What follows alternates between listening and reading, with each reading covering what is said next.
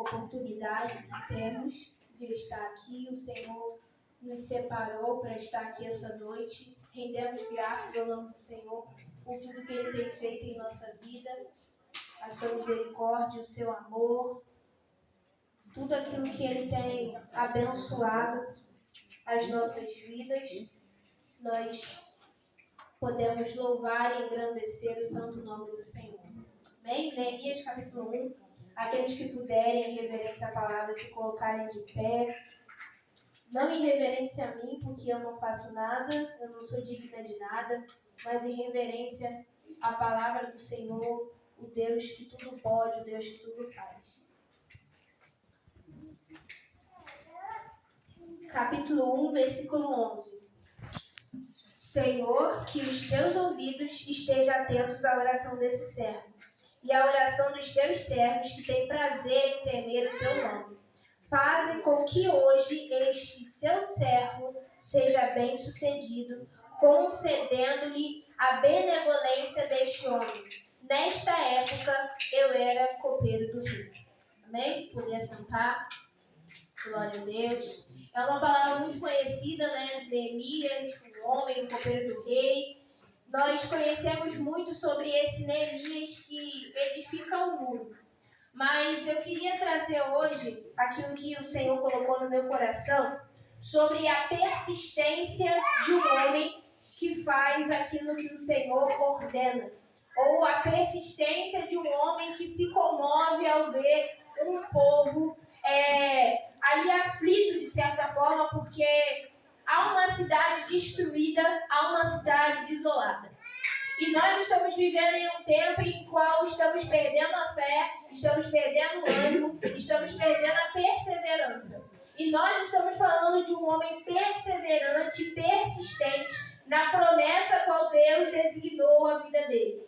Eu estou falando de um homem que é bem-sucedido e que não tinha necessidade alguma de voltar à sua terra natal e reedificar nada, porque ele já estava bem-sucedido, bem colocado e tinha tudo em dia em relação à sua vida. Mas quando ele vai chegar ao conhecimento dele, em que a cidade natal a qual ele nasceu, em que seus pais foram enterrados, está com os muros destruídos e as portas lançadas ao fogo, algo vem na mente dele, ele lembra da sua origem e decide voltar lá para ver o que está acontecendo. E nós que estamos aqui, muitas das vezes vamos olhar para a vida de uma pessoa que esteve conosco no início da caminhada e hoje nós estamos entristecidos pelo que está acontecendo na vida dessa pessoa. Porque talvez ela mesmo deu legalidade para algo que ela sabe que é errado e hoje em dia não está mais na presença de Deus. E nós temos essa condição de Neemias, de voltar para resgatar uma vida, voltar para resgatar uma alma. E Neemias volta para sua terra natal e ele decide se levantar e reconstruir o muro. Mas eu acho algo interessante que a Bíblia vai dizer, que quando Neemias chega diante ao rei, o rei percebe que ele tem um semblante abatido. E pergunta: Neemias, por que você está dessa forma? Porque você sempre chega na minha presença com alegria. Nós como cristãos, irmão, não temos que passar pelas ruas com a cara amarrada sem dar um bom dia para ninguém, não. A alegria do Senhor é a nossa força, como o próprio diz a Bíblia. Não importa as circunstâncias a qual nós passamos ou a qual Deus nos permite passar, nós temos que estar alegres e regozijando no Senhor, porque tudo é propósito de Deus nas nossas vidas.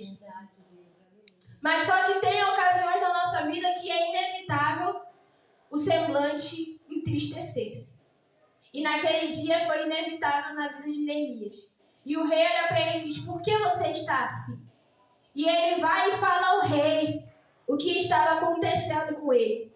Mas eu acho interessante que antes dele pedir alguma coisa ao rei, ele ora. O rei pergunta para ele: você deseja pedir alguma coisa? Mas antes dele dizer ao rei o que ele precisava, ele ora. E hoje em dia, muitas das vezes tomamos decisões erradas porque não oramos e não consultamos a Deus o que devemos fazer. Por onde devemos ir, por qual caminho devemos trilhar e a quem podemos compartilhar declarar coisas. Porque não é todo mundo que está preparado a ouvir coisas a teu respeito. Às vezes nós pensamos que todo mundo é nosso amigo, todo mundo vai nos ajudar, todo mundo é parceiro, mas nem todo mundo está preparado para pegar junto contigo no arado. Nem todo mundo está preparado para reconstruir um sonho junto com você. E Neemias, ele toma uma postura de oração. E antes dele mencionar o rei o que ele precisava, ele ora. E após uma oração, ele fala para o rei, olha, eu preciso disso, disso, disso e disso. Mas ele consulta o rei dos reis. E às vezes nós pensamos que a provisão para a nossa vida vem do nosso trabalho, vem do nosso emprego, vem do nosso esforço. Só que não conseguimos reconhecer que se o Senhor não fizer, nada acontece nas nossas vidas. O rei, ele poderia pensar que ele tinha autoridade de alguma coisa, mas Neemias reconhece que o único que faz na vida dele é o Senhor. Antes do rei decretar qualquer coisa, Neemias vai aos pés do Senhor e clama a Deus. A Bíblia em determinado momento diz assim, clamarei ao Deus Altíssimo, ao Deus que por mim tudo executa. Primeiro, se nós soubermos fazer isso, mediante a muitas coisas da nossa vida, nós vamos parar para analisar que muitas das vezes nós erramos porque não tiramos nem que for 5 minutinhos de oração para perguntar o direcionamento de Deus. Porque às vezes nós pensamos que conhecemos tanto o caminho, que conhecemos tanto a vida, que conhecemos tanto aquela pessoa, que nem é necessário orar. Eu conheço tanto a diaconisa Tatiane, eu já sei o posicionamento dela sobre isso. Então nem necessito muito orar, porque eu sei que é mulher de Deus, porque eu sei que é uma mulher direcionada pela palavra de Deus, eu sei com quem eu estou lidando. Só que Neemias, ele nos ensina que não importa se você sabe com quem está lidando ou se você não sabe, a importância da oração nas nossas vidas traz a fortificação de um ministério, traz a fortificação de uma vida. Você não tem noção o poder dos joelhos que se dobram. Vocês não têm noção o poder de quando um homem e uma mulher se posiciona a falar com o Pai. A Bíblia ainda menciona que o Senhor se inclina para ouvir o teu clamor. O que te impede de falar com Deus sobre as suas atitudes? O que te impede de falar com o Pai? Senhor, eu preciso de um direcionamento da parte do Senhor. O que te impede? O que tem sido a barreira? O que tem sido o empecilho para você falar com Deus? Às vezes nós mesmos colocamos barreiras e empecilhos. Às vezes nós mesmos colocamos obstáculos para falar com Deus. Porque eu já acordo atrasada, porque eu já durmo cansada, porque quando eu chego, sento no sofá, já durmo, quando eu vejo, já dormi, já acordei. Nós mesmos colocamos empecilhos na nossa vida para não orar, para não clamar. Há uma diferença de uma vida de uma pessoa que ora e há uma diferença de uma vida de uma pessoa que não ora. Às vezes nós olhamos para a vida de umas pessoas tão bem-sucedidas porque a oração. E a Bíblia bem menciona que Neemias era um homem muito sucedido em tudo que ele fazia, porque era um homem de oração. Aí você pode dizer, você está falando que ele é um homem de oração se somente um versículo está dizendo que ele orou? Se você ler mais para frente em todo o decorrer do livro de Neemias, vai dizer que antes dele pegar uma madeira, uma porta ou qualquer coisa que fosse, ele consagrava ao Senhor. Nós devemos consagrar tudo aquilo que veio em nossas mãos, tudo aquilo que é nosso. Porque dele, por ele e para ele são todas as coisas. A Bíblia diz que tudo que acontece debaixo do céu é para o louvor dele, é para o nome dele ser glorificado. Em tudo na nossa vida tem que ir para ser, para a glória e o nome do Senhor. Tudo na nossa vida tem que estar consagrado a Deus. Tudo na nossa vida tem que ser a primícia de louvor a Deus. Tudo na nossa vida, seja o teu filho, seja a tua casa, seja o teu carro, seja os bens que você tem, consagre ao Senhor para que você seja bem sucedido em tudo o quanto você colocar as suas mãos, para que você seja bem sucedido. E o que eu acho interessante é que Neemias, ele propõe isso no seu coração, mas ele não fala para ninguém. o que ele vai fazer. Ele chama os amigos para ir com ele, rodear os muros daquela cidade que estava destruída, mas também não fala para eles a intenção do coração dele. Tem pessoa perdendo muita bênção porque está abrindo muita boca. Está falando muita coisa que não é para falar. Está contando muita coisa que não vai orar junto com você, para as pessoas que não vão somar com você. E muitas das vezes nós não entendemos, por que meu milagre estava tão certinho para chegar no dia de hoje? Por que não chegou? Porque talvez eu falei para quem não estava na mesma ligação, no mesmo propósito de vida que eu tenho com Deus, com o que Deus tem para a minha vida. E Neemias vai bem enfatizar que ele chama os amigos dele, amigos pessoais dele, mas ele também não fala qual era o que estava proposto sobre ele. Entenda com quem você fala, entenda quem entra na tua casa, entenda quem você dá liberdade para falar da tua vida, entenda quem você dá liberdade para opinar sobre a tua vida. Às vezes nós mesmos damos liberdade para alguém falar alguma coisa sobre as nossas vidas. Eu vou olhar para minha amiga e vou falar, tomei essa atitude com meu filho, o que você acha? Aí a pessoa fala isso, aquilo outro, você está errado, você tinha que fazer de outra forma. Aí chega em uma outra situação que você não pergunta a pessoa a opinião dela, ela vai falar, porque em algum momento da tua vida você abriu uma oportunidade. E se nós não tomarmos cuidado com quem falamos, com quem damos liberdade para entrar na nossa vida, para entrar na nossa casa, para opinar sobre as nossas coisas, nós não seremos bem-sucedidos. Nós não iremos prosperar, nós não iremos ir adiante. E eu acho interessante a perseverança desse homem. Porque se levantam homens para vir contra ele. Se levantam homens escolhidos, homens eleitos, homens com nomes e falam para ele, não, Neemias, nós não vamos te ajudar, você está perdendo seu tempo, você não vai conseguir construir esse muro, você não vai adiante. Quantas das vezes já ouvimos palavras assim? Eu creio que aqui todo mundo já ouviu alguma palavra de oposição. Ou não? Ninguém nunca ouviu uma palavra de oposição que não iria conseguir algo ou alguma coisa. Mas se nós darmos ouvido para esse tipo de coisa, nós nunca iremos avançar. Nós nunca iremos prosperar. Nós nunca iremos ir adiante. Nós não seremos bem-sucedidos.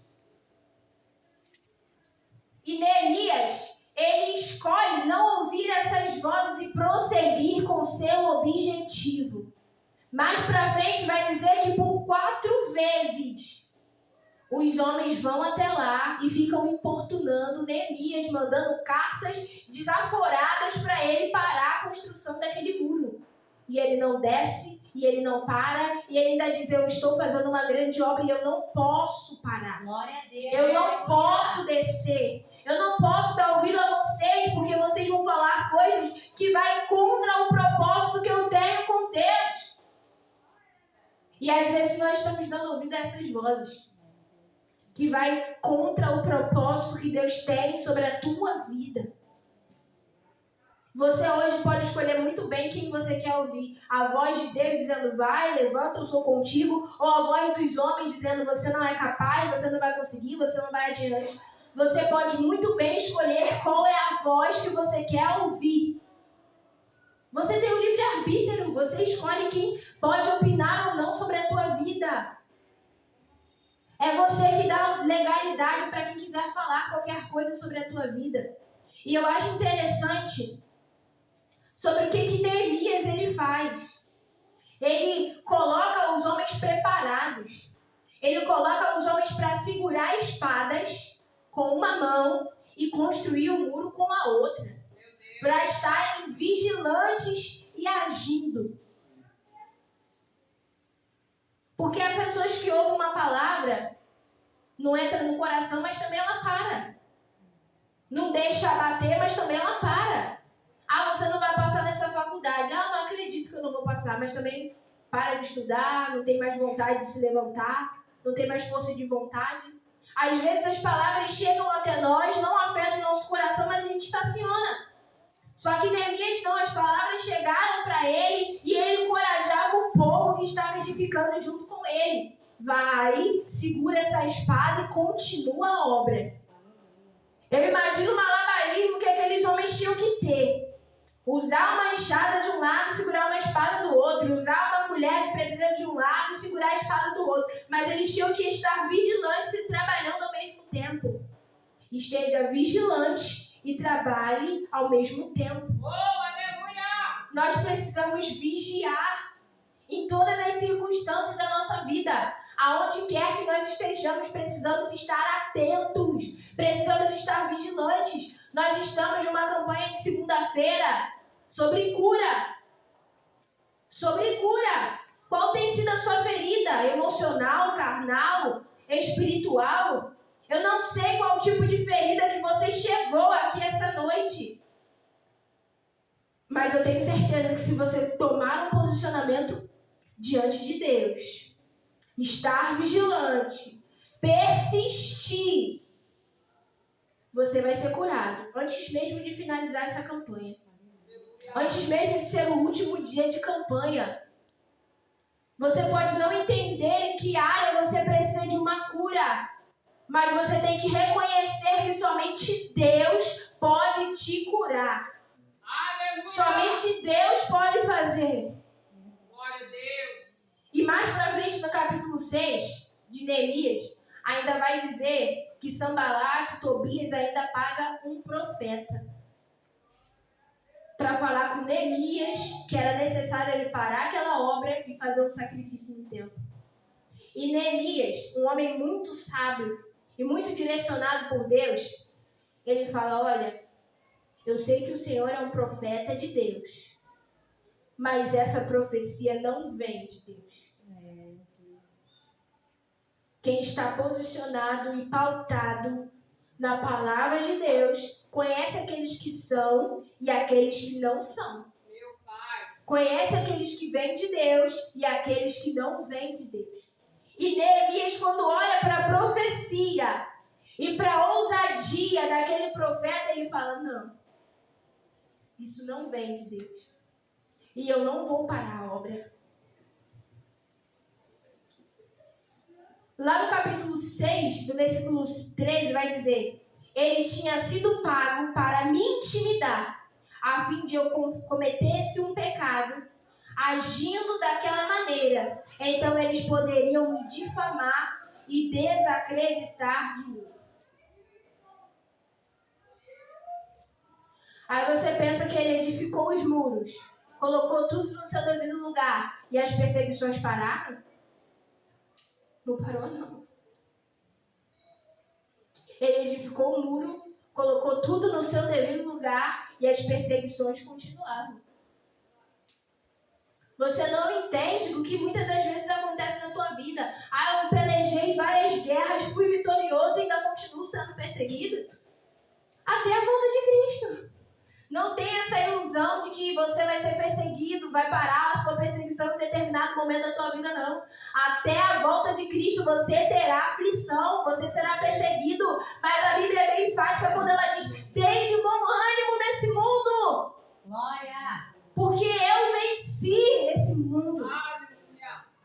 O Verbo se fez carne, habitou entre nós, passou por lutas e pelejas e batalhas que talvez eu e você não suportaríamos. Eu dou mais certeza que nós não suportaríamos do que talvez. Quem se entregaria pela vida de muitos?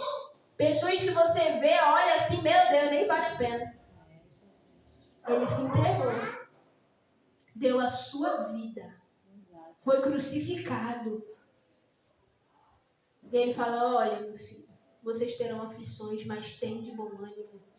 Não pense que durante essa campanha, durante esse processo que o Senhor está permitindo de você passar, você não terá aflições. Você terá. Mas tenha de bom ânimo, porque o Senhor está conosco. O Deus de Jacó é o nosso amigo. A Bíblia é bem enfática quando Jeremias ele diz, clamas a mim, e eu responder-te-ei. E anunciar-te-ei coisas grandes e firmes que vocês não sabem. Muitas das vezes nós estamos naufragando na nossa vida porque não estamos clamando ao Rei dos Reis. Senhor, eu preciso de uma solução. Senhor, eu preciso de um direcionamento. Senhor, a minha mente está dizendo várias coisas. Há muitas e muitas vozes falando comigo e eu não sei qual posicionamento eu devo tomar. A única coisa que eu sei é que eu devo clamar a Ti. A única coisa que eu sei é que o Senhor vai me mostrar o caminho. A única coisa que eu sei é que eu sou mais do que vencedor. Nós temos que ter essa convicção. Para de pensar que você está cabisbaixo, que você está caído, que você não presta, que você não serve. O Senhor nos chama de filho amado. O Senhor nos chama de eleito. O Senhor nos chama de preciosidades. O Senhor nos escolheu. O Senhor nos separou. E nós podemos tomar essa atitude de Neemias, de persistência. O que hoje precisa de você persistir? Pela vinda do seu marido, por um vício que você tenha, pelo seu esposo, por um filho seu. O que você precisa persistir essa noite? Por uma cura? Eu não sei o que você precisa persistir, mas uma coisa eu te digo, não dê ouvidos para as vozes, não dê ouvido para o que dizem e persista no propósito a qual o Senhor te designou. Não fica pensando, mas eu não sei se eu vou conseguir aguentar, lidar com isso. A Bíblia diz que o Senhor só dá provações para nós que nós conseguimos suportar. Não adianta você falar, esse esposo ninguém aguentaria, que dirá eu. Não, você aguenta. Essa esposa ninguém aguentaria, esse filho ninguém aguentaria, mas você aguenta. O Senhor te deu, persiste. Persiste. Pede o direcionamento de Deus. Senhor, qual é o posicionamento em que devo tomar? Neemias sabia muito bem o posicionamento dele. O posicionamento de servo. O posicionamento de se levantar e fazer o ID. E fazer as missões a qual o Senhor tinha designado para a vida dele. Qual o posicionamento que você precisa tomar essa noite? Qual é o posicionamento que você precisa tomar essa noite? Eu queria que você refletisse. Porque às vezes a gente ainda não viveu o melhor de Deus para as nossas vidas porque ainda não nos posicionamos. Neemias estava em um determinado lugar, mas ele sabia que a posição dele não era ali exatamente naquela hora. Mas era para voltar às suas origens e reedificar o muro. Aonde é necessário o Senhor te levar de volta para ser construído algo que foi quebrado em um determinado período da tua vida. Às vezes foi algo na tua infância. Algo que precisa ser restituído por Deus. Tem coisas que só o nosso Deus pode fazer. Mágoas. Coisas que ficam marcadas na nossa mente e no nosso coração. Que se o Senhor não curar, nós não conseguimos liberar perdão. Mas o Senhor ainda nos dá a oportunidade de voltar onde fomos feridos. De voltar onde feriram alguém que nós amamos. E reedificar algo que foi destruído. Eu não sei para quem o Senhor está mandando direcionar essa palavra. Sobre coisas que aconteceram no seu passado que te afetam até hoje. Mas o Senhor está te dando uma oportunidade de reconstruir esse muro. De tirar essa barreira que afetou o teu coração. De algo que mexeu com a tua vida e talvez mexe até o dia de hoje. Mas o Senhor tem o poder de curar. O Senhor tem o poder de restituir. O Senhor tem o poder de fazer. O Senhor tem o poder de operar. Nós servimos um Deus que faz. Nós precisamos entender o poder de Deus. Precisamos conhecer o poder de Deus. Paulo vai dizer que ele conhece e ele prossegue em conhecer. A cada dia nós vivemos essa bondade de Deus. A cada dia podemos experimentar essa bondade de Deus nas nossas vidas. Dentro da nossa casa, no seio familiar, na nossa família, no trabalho, em qualquer lugar que seja. A cada dia podemos provar da bondade de Deus. Mesmo que você não consiga ver. O Senhor tem feito. Mesmo que você não consiga sentir, Senhor, eu não estou conseguindo sentir, não conseguindo ver a tua bondade, mas o Senhor tem feito, as misericórdias do Senhor têm se renovado a cada manhã sobre a tua vida. Aleluia, glória. Peça ao Senhor, Senhor, me desperta, porque eu preciso ver. Eu preciso ver da tua bondade. Eu preciso reconhecer que é o Senhor que tem feito na minha vida. Quando nós entendemos que o Senhor é o nosso respirar, que o Senhor é o nosso fôlego de vida, que nós não saímos do lugar se não for com Ele, a nossa vida começa a tomar um rumo diferente. Quando você não consegue sair da tua cama, sair do teu quarto sem orar, a sua vida começa a tomar um posicionamento diferente. Quando você não consegue sair da tua casa sem ler pelo menos um capítulo da Bíblia, não estou falando de um versículo, estou falando de um capítulo, a tua vida começa a ser diferente. Porque você não consegue passar batido de ouvir a palavra de Deus, de ler sobre Jesus. Você não consegue viver sem isso. Você não consegue viver sem isso. Se você está conseguindo viver, vamos começar a analisar esses conceitos. Vamos começar a analisar a nossa vida. Se eu estou conseguindo passar um dia inteiro sem orar, se eu estou conseguindo passar um dia inteiro sem meditar na palavra de Deus, eu preciso rever a minha vida. E quando nós começamos a entrar nesse assunto, há muitas pessoas que dizem que não tem tempo. Só que muitas das vezes, se nós sentarmos um pouquinho, nós começamos a analisar que nós temos tempo. Eu conheço uma missionária que ela é casada, tem filho, faz 2 faculdades, trabalha de 7 da manhã até as 6 horas da noite. Ainda faz um curso fora a parte, ainda faz teologia, dá aula de teclado em um dia, ainda dá aula de bateria no outro dia. E você fica se olhando pra cara dela, da onde ela arruma esse tempo todo. Ainda faz vídeo e live pra internet, pro TikTok, pro YouTube. Você fica falando, Senhor, aonde ela arruma esse tempo? Se ela tem 24 horas, eu também tenho, mas aonde está esse tempo que eu não consigo arrumar?